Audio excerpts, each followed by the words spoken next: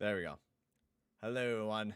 I apparently did not set up my mic yet on this one, but welcome everyone to the fourth episode of the OilersCast. Hope you guys are all having a good day so far, as we got a pretty good podcast ahead of us. We have a lot on the docket, which we'll begin here in just the article that I can't spell English apparently.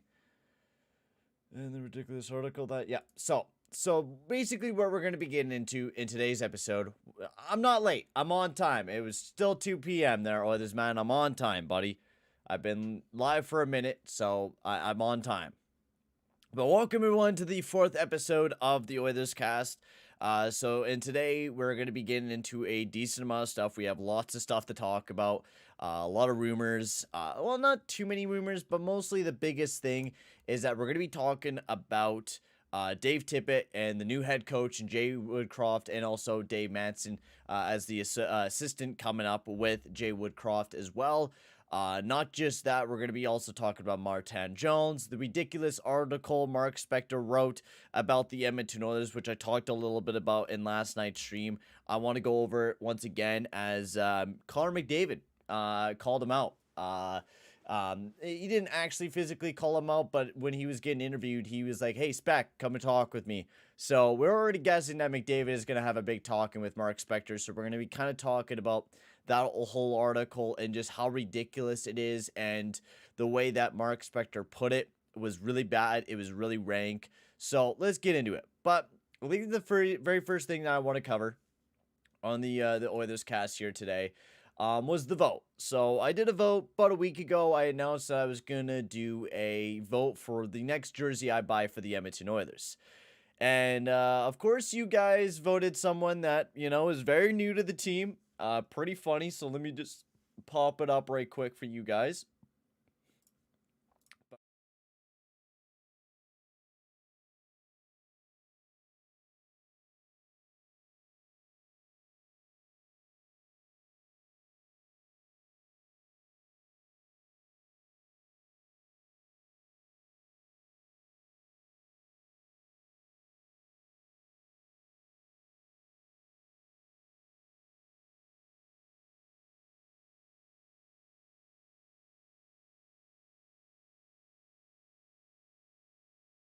Jersey. So that's going to be the jersey I will be buying. Hopefully I get it. I'll probably be purchasing it today. So I probably won't get it in like a week or two time. Depends on how long Cool Hockey takes to, ship stuff out. But we'll be getting a new jersey here soon to add to, my Oilers jersey collection, which I only have a McDavid one, which is up on the wall. Little perk. I can't afford a jersey. They lose too much. Yeah, the Oilers do lose too much, but I'll take a jersey. I like collecting jerseys, and I needed a new one. Yeah, I did see that Oilers man that you did pick Keith, but unfortunately, it will be a Vander Kane. It's not no troll jersey like Keith or Barry, which I thought would have been pretty funny. But people wanted me to get the Evander Kane one, so shout out to everyone that did vote, as I will be buying a Evander Kane jersey. I'm putting myself in hell for money. So let's get on to the next thing. I think the first thing I want to cover is Dave Tippett. This was big news across the entire league, especially for Oilers fans. This was a moment, I think, where we all jumped up and down, I gotta say, as fans. Dave Tippett just was not the coach. I think if you guys been watching my OGR since like last year, I've been really complaining about Dave Tippett and the way that he coaches the team. I was thinking that we should have fired this guy a long, long time ago, but we didn't. I'd even think we should have hired the guy in the first place. I didn't mind the hiring at first until I noticed how he coached the team, and he just never fit it. He really didn't fit the type of style that we played, and just wasn't the coach that we needed for the team. Especially after going, what was it, 14 games in a row where he didn't win one game as a head coach. Like Glenn Gulletson won the two, but he didn't win for 14 games that he was behind the bench. He didn't win one, and I just think that's absolutely embarrassing, and he can't have something like that happening with us, and especially like that. I think that was a big reason to be able to fire him, but it was not. We did not fire him, which is very well, we did fire him now, but it took a while. Of course, we had to lose this back to back for us to decide to fire Tippett, which I thought it just took too long. And Mitch, I totally agree with you. Tippett was never a fit for the Oilers. And yeah, I seen your comment on the hockey cards there. Go with whatever you feel like. Go with the newer ones. That's what I'd probably go with. But yeah, I think with Dave Tippett, he definitely wasn't a fit for the Edmonton Oilers. You could see that the way that his system was just pure chaos, and it didn't ended up being very well for the Edmonton Oilers. With Dave Woodcroft, I think honestly, I know some people are saying that we might not improve defensively. Of course, I have a runny nose, but sorry, boys. I know that we could have. We can improve defensively. I know some people have been saying that, we might not. Dave Manson was a brutal defenseman for the Edmonton Oilers, I think, way back then, from what I remember people talking about Dave Manson. Very physical defenseman, has actually turned a few of our great defensemen, like Broberg's been doing really well in the AHL this year, and I think a big part of that was Dave Manson, who did play a few years with the Oilers there way back then. Not just that, Dave Manson's very good defensively, and not just that, Jay Woodcroft's system is really good as well. I'm going to be reading a few tweets from this guy named B. Clearlock, which you haven't went and checked him out yet. Go check him out. I talked about him during the video that I made about the Dave Tippett fire, which I went a little bit into. So we're going to read a few more of his tweets, kind of think, look at the way that Woodcroft, would coach this team differently than the way that Dave Tippett was just always chaotic. It was always the same thing, cycle around, look for an open lane and just keep passing, which I think it was a big part of, our system, and we sucked at breaking out the puck. So I'm hoping with Woodcroft's new system that, he has not implemented yet, which we are playing tonight, which unfortunately I will not be able to watch. But with him, he does bring a bit of a different structure to his game. With Woodcroft, he always likes the center coming back first. He doesn't want just whoever the first man is back plays defense. He always wants that centerman to play, in the middle, play more defense. And it's kind of like your two wingers up high, your centerman, kind of in the middle to play defense up there, and then your defense actually play left and right. With the Tippett system, it always seemed like it was just fucking chaos. It was like, yeah, just go after, defend whoever you can. And that's why you've seen the left D and right D always switch it up, and you're seeing the right D on the left side, which you don't really want to see. And especially as a defenseman, you don't want to be on the other side. You don't want to be on your offhand because you're not going to be on your strong hand. Not every defenseman is built to play on both sides. And McDry, you're totally right. He didn't match our system at all. Yeah. And that was the stupid part. Like, why do you break up Ryan H. Hopkins, Draisaitl, and Yamamoto, which was red hot, during the play-ins, and then just never play him ever again until this year, where they just seemed to be cold. It was always with Tippett where, he did find some sort of success with the line and then just never continued with it. And I think that was another big thing, was his lineups. Tippett's lineups were very, very frustrating. They weren't, I didn't like seeing them. They were very frustrating. Now, the lineups with tonight, I love that Puljujärvi's right back up on the top line with Hyman and McDavid. I absolutely love that. I think that was one of our best lines. They broke it up because, we weren't getting depth scoring, but now they threw them back together. Because of the fact that we have Kane on the team, he's alongside of Draisaitl and Yamamoto, and then you got Foegele, Nuge, and Ryan, and then Benson's finally back in the lineup, baby, alongside of McLeod and Shore, which, sure, but otherwise, we don't look like that bad of a team right now, and I'm excited to see what Woodcroft will continue to do for the lineups. Of course, unfortunately, we're missing out on Keith and Cassian, which we'll be getting much, much later on into what's going to happen with tonight's game against the Islanders and why this might be a big one. But moving forward, let's talk about Jay Woodcroft and what he'll do, because Tippett was not a fit. He didn't play, the defensive style that we all wanted him to be. Was it the players? I don't think so. I think it was a lot to do because of our system that Dave Tippett put us in. We weren't, playing. We weren't even scoring goals near the end. Like you could watch the team over and over again this year. I think our biggest problem is that we popped off on our power play right off the beginning of the season, and people started exposing our weakness on 5-on-5. our weakness on 5-on-5 is massive. It's been a massive thing for the past 3 years. Ever since Dave Tippett's been our coach, we've had a problem with our 5-on-5 play. So I think with this new guy in Jay Woodcroft, which I loved him down in the Condors, I thought he was an amazing coach. He had a great record, 2 division titles, has turned players around down there. Benson has been an amazing player. Marody was turning himself around. I mean, just about everything that Woodcroft has done with the Condors has just been amazing. Got Kayla Yamamoto to be a point per game player in the AHL and then brought him up into the NHL. He was a point per game player up here. And I hope that Woodcroft can get that spark back up and going in Yamamoto. And I think that could go with the same with everyone. I think even in tonight's game, I think it's going to be a prove it game. Like, you want to go out there and impress the new coach, so go out there and, play your best game. So I'm really, really excited to see, what Woodcroft will bring to the team and how the players will react to having a new head coach on the team as well. So let's get into a little bit about the system. So shout out to B. Kerlook, who kind of went into a lot of stuff about Jay Woodcroft. So the first tweet, because this guy was, I should give a massive shout out to this guy, because all day on the Woodcroft signing, he was just popping off. Like, he legit was just popping off on the amount of stuff that he was talking about, the clips that he was showing. So if you want more information, I will link his thing in the stream now for you guys, if you guys want to go read some of the tweets. But that is his Twitter there. Go check him out. He has tons and tons of little stuff that he's posting up on there that look just really cool. And so let's get into the first little thing that he kind of talked about. So he's talking about the kind of the forecheck that we might be going with. So a much different shape to the structure. Certainly they will go with a 2-1-2 narrow forecheck where F3 stays high in the middle of the ice.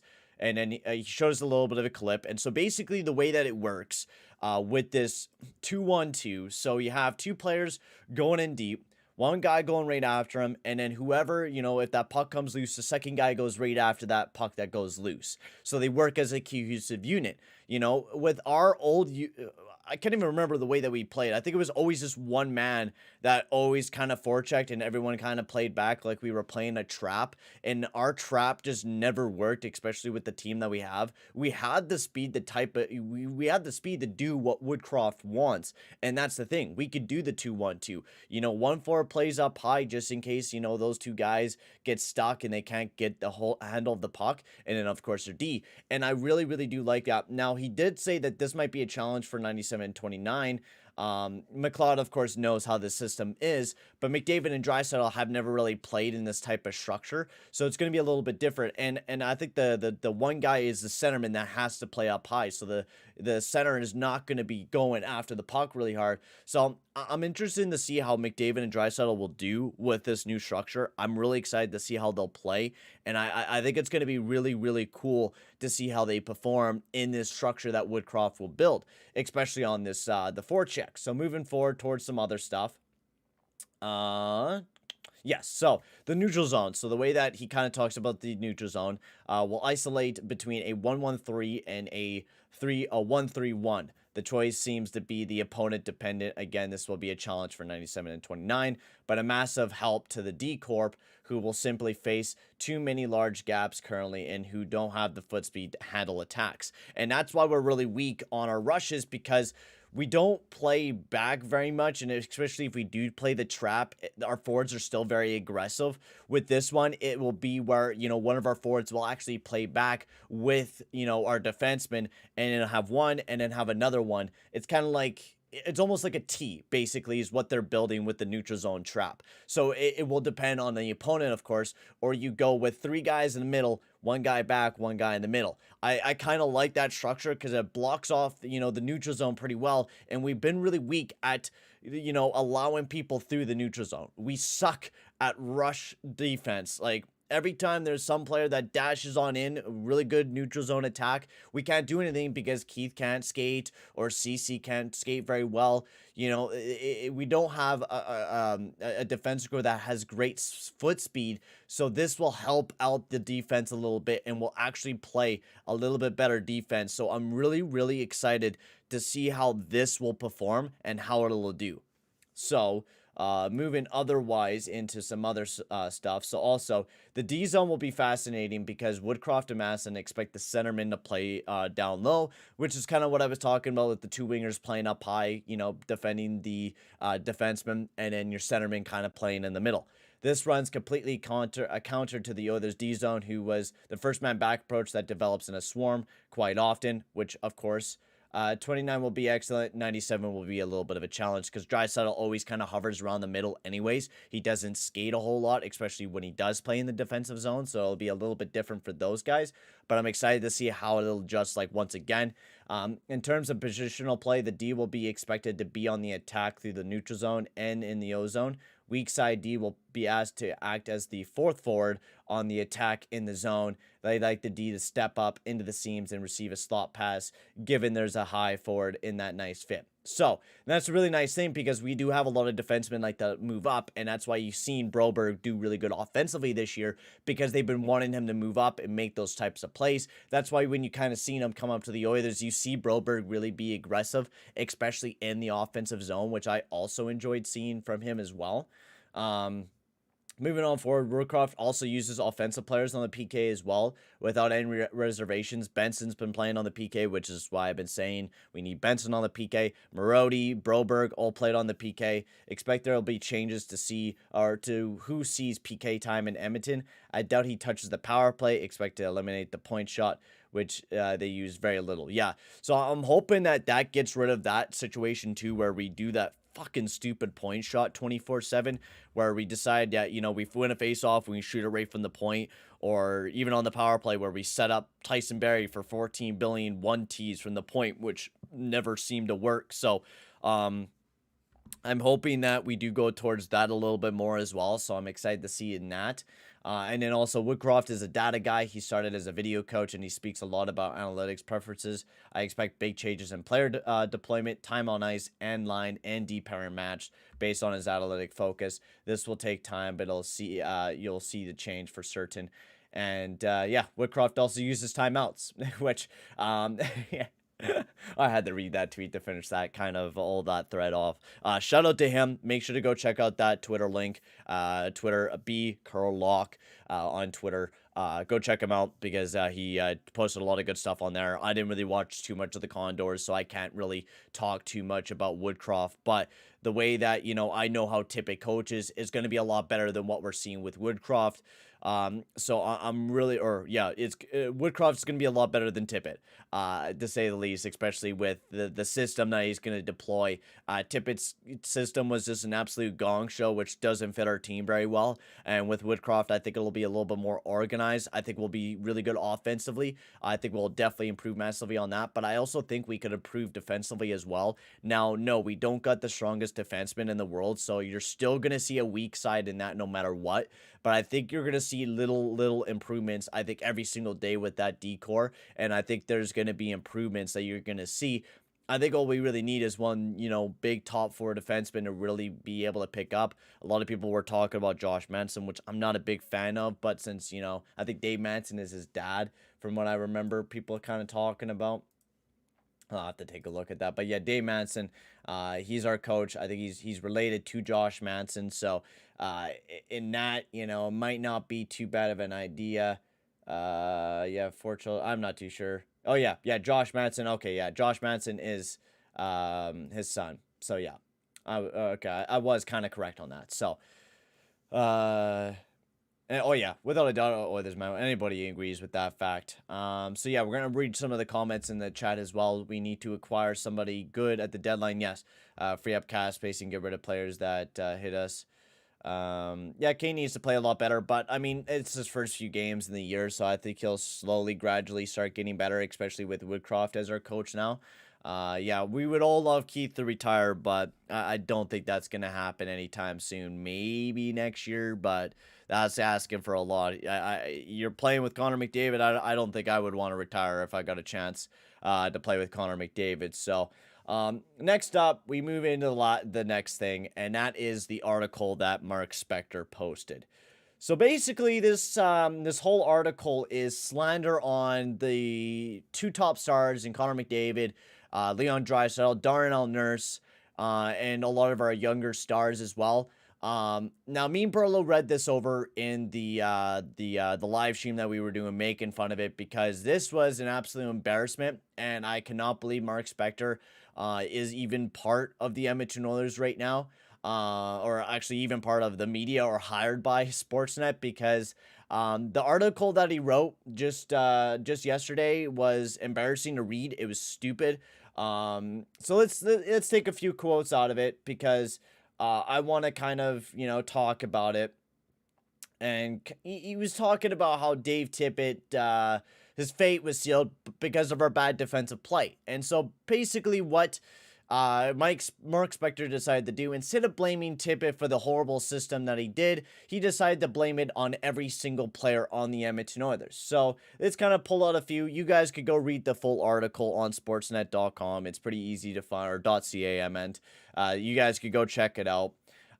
So let's kind of go into it. He kind of talks about how we've had a bad track record, and we haven't been playing too great, and how, Dave Tippett had a proven track record of playing good defense, wasn't able to do it here. Like, why is it this way? Is it them, or is it perhaps like the roster, or are they just too, offensive driven? Even McDavid said in an interview that he didn't care, like, if he got, our roster or not. He wanted the team to win. Yes, McDavid is not having great defensive stats this year. Both of them aren't. But I think that's due to because of the fact that the way that Tippett coaches this team, he relies on McDavid and Draisaitl to produce that offense because no one else has been able to do that because Tippett's 5-on-5 game is atrocious. Absolutely atrocious. And so let's get into it. So this is what he says.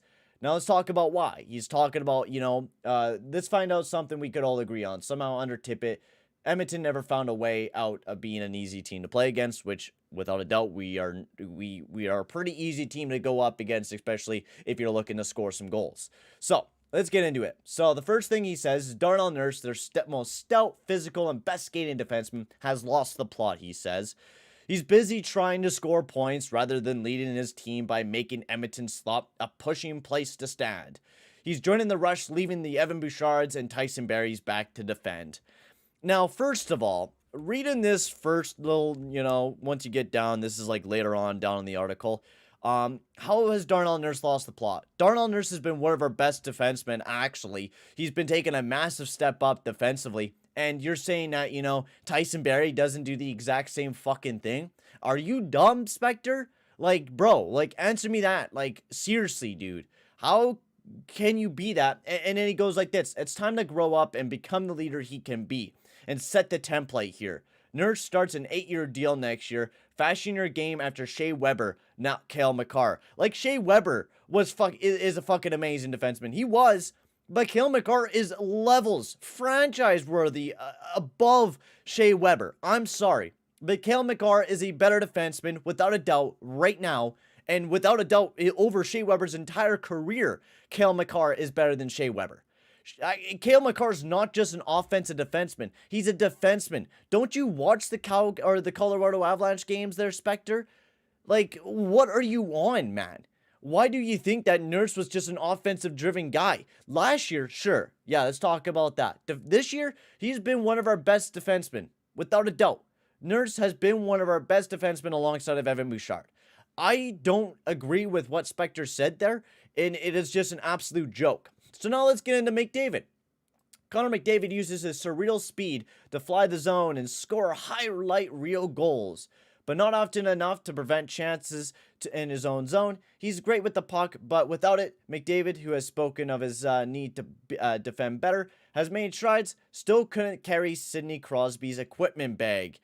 Dude, this is just slander, bro. Like, you are legit just saying outlandish crap and using your punny fucking words to make a stupid article on slandering the entire team when once, we're going to get into this later, a little bit later on, but not once did he fucking blame Duncan Keith. He very little blamed Zach Kassian. Didn't talk about Devin Shore. Didn't talk about Mike Smith being a useless piece of crap in the net. Didn't talk about Dave Tippett's system. Nothing. He blamed the top stars of the team. The guys who have the A's on the jerseys, he decided to blame.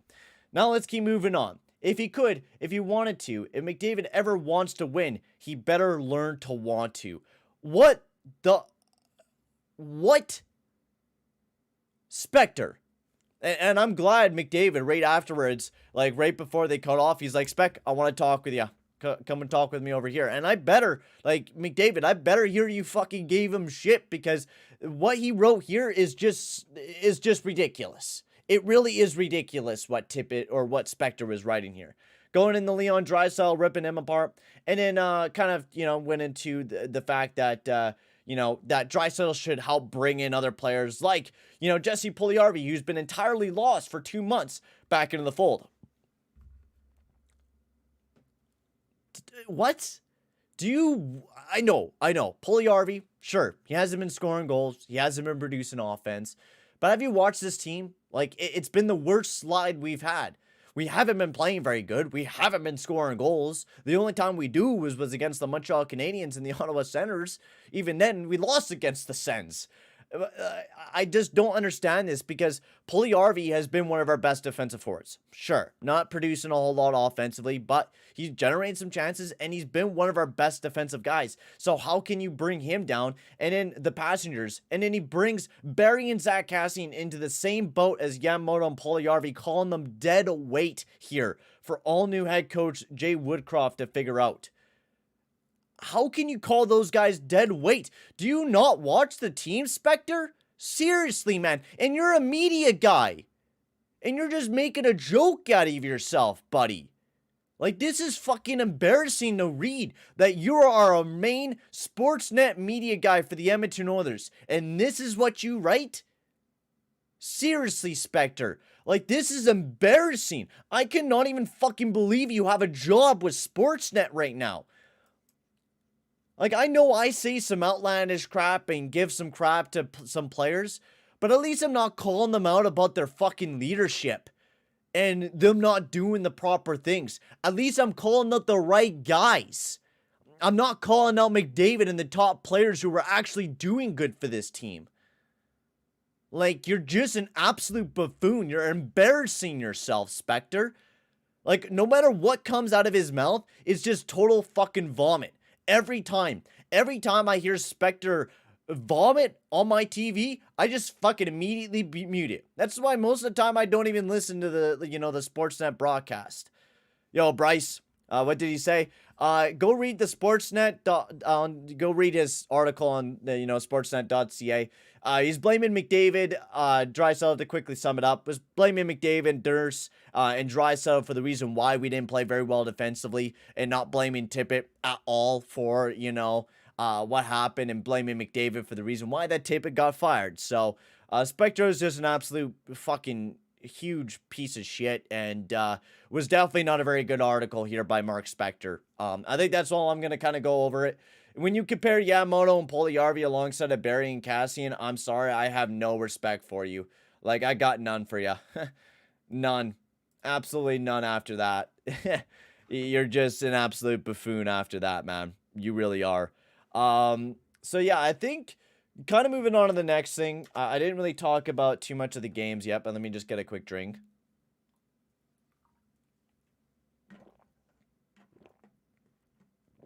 Oh man, that's good pop. But yeah, moving on to the next thing here. We'll talk about the little bit of the games that we played through this week, which we had one on, it was Tuesday and then Wednesday as well. So, of course, we all know what happened. I don't think we really need to go into too deep of what happened. It was a back-to-back, so those were the only really two games, and we have one tonight, which we're going to be definitely talking about as well.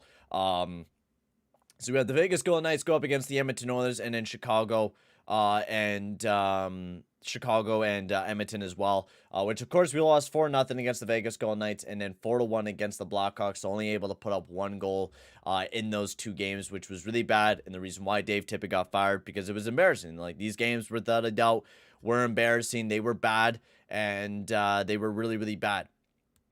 Hopefully, yeah, Bryce, if you once we kind of finish up this live, go back and watch like the first like 20 minutes of the podcast. I talked a lot about Jay Woodcroft and how he might actually improve the team defensively, and offensively especially. So if you want to go back, go watch the first 20 minutes of the OilersCast. I talk about all that sort of stuff in there, and I kind of go into deeper on why we Jay Woodcroft, I think, will be, a benefit for the Edmonton Oilers without a doubt. But yeah, Blackhawks Oilers was another embarrassing game. We didn't play very well defensively. Our 5-on-5 game just crapped the bed. It wasn't beautiful at all, and it was not a lot of fun. So it was really not that good.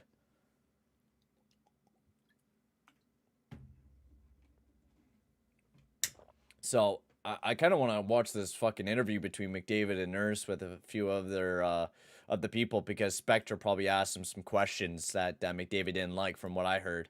So I kind of want to watch it because McDavid asked him afterwards. So, oh, I think we're in for a good ride too. I'm really, really excited to see what Jay Woodcroft will honestly bring to the team. I think it's going to be a lot of fun. So we'll move on to this upcoming tonight's game. We'll talk a little bit about that. Yeah, we already talked about the lineups a little bit early on in the episode. So first of all, our first line, finally, the lineup that actually worked really, really well for us was Hyman, McDavid, and Puljujärvi. They kind of went downhill a little bit later on, but then, they never tried them again. Never put them alongside of each other. Every time we had, something go bad, it was like Tippett's like, oh, you know what? We're going to put McDavid, Draisaitl together, and that's going to work for us. So, we're going to be doing that. And then Kane, Draisaitl, Yamamoto, Fogle, Ryan Nugent-Hopkins, Ryan, and then Benson is finally back in the lineup. Finally, alongside of McLeod and Shore, which I do like. Shore's the only guy that I'm not a big fan of. But, I mean, who else you really supposed to put in the lineup right now? We don't have a lot of guys up unless you throw in Brad Malone, who you'll probably see a little bit later on once he gets some more practice time. You'll probably see him in the back-to-back most likely. But then moving on to the defensive core, of course, we're missing Keith. He's out for the next 2 to 4 weeks with some sore back, or like a sore back. And then I think a little bit of a concussion as well. And Zach Cassian's also out of the lineup for the next 4 to 8 weeks. I think it was a facial fracture from what I was seeing. I got to pop it up on my phone. Yes, a fractured jaw out for the next 48 weeks. That was where he got that puck to the face. And then Nurse Bouchard, Legason, CC, which I don't mind. I didn't mind them in that first game. And then Nemelainen and Barry. You'll probably get to see Broberg a little bit later on too, because Broberg did get called up as well alongside of Nemelainen. So I'm kind of excited to see how that will work tonight. And then Mike Smith in the starters net for tonight's game. So hopefully Smith can have a bounce back game, can play really well, because I hope he can, man. We really do need a starting goalie right now, and Mike Smith definitely needs to be that big guy. So what am I expecting? I'm not expecting a whole lot of out of Jay Woodcroft tonight. That's the biggest thing for me. You're not going to see an immediate change. And I think for fans, don't jump on Jay Woodcroft so fast. And you'll probably see a lot of the Dave Tippett lovers jump on Jay Woodcroft really fast, because we're not going to be able to see the stuff that happens. Jay Woodcroft just had his first practice this morning. You're not going to see the best team. You're going to see a little bit of an adjustment. You might see McDavid go out there and kill people because he was looking angry in that interview. So you might see McDavid pop off tonight. And you might see the boys play really good tonight because they want to prove to their new coach, like, hey, I want to be high up in the lineup. So you might be seeing that as well. A coaching firing can either have a really good positive on the team, or it could be a negative. So I'm hoping that this will be a big positive for the team. And Bryce, without a doubt, I at least, we're going to be stopping playing these stupid vets as well. And yeah, we're not stuck in Tippett's old ways. We're going to be in the progressive ways of Jay Woodcroft, which I'm super, super excited to see. So I'm hoping that we do win tonight. Unfortunately, I will not be able to watch this game, so you guys will actually be seeing another live stream from me once again, as I will be live around 10:30, 11 for the live OGR, because I'm doing a Huskies game tonight for my Junior B play-by-play. I'm going to be doing that tonight from like 8 until 10, so I'll be doing that tonight. And then like right after that, I won't be able to watch any of the Oilers games, so I'll be coming back home and doing a live OGR as well. So welcome in, Kurdim. I just looked up the dark stats of McDavid's defense. Sadly, he has major problem on his defense that he needs to improve. He's similar. Oh yeah, without a doubt, McDavid has not been playing very well defensively, and that could be the case because of Tippett's style. Tippett was always, first guy back, and usually you've seen Jesse Puljujarvi always be the first guy back whenever you were to watch the team, or Yamamoto or any of the speedy guys always being back first.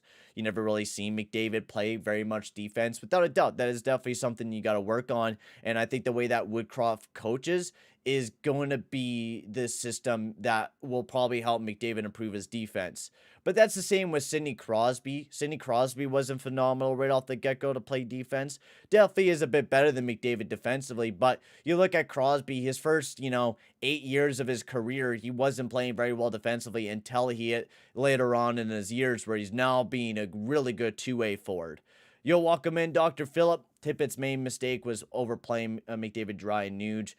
He was an insult to the rest of the team and forgot. Yeah, that is a big thing. He always focused on, that top line all the time. So I'm hoping with Jay Woodcroft we're seeing more of like diversity. And he's going to be, line matching with, Tippett. He didn't care about line matching. And I think with Woodcroft, you're going to see a lot more line matching. You're going to see a lot better, plays with Jay Woodcroft than what you were going to see with Dave Tippett. And that honestly makes me really excited for the future of this team and, and how we're going to improve from here, to be quite honest. It's going to be really exciting.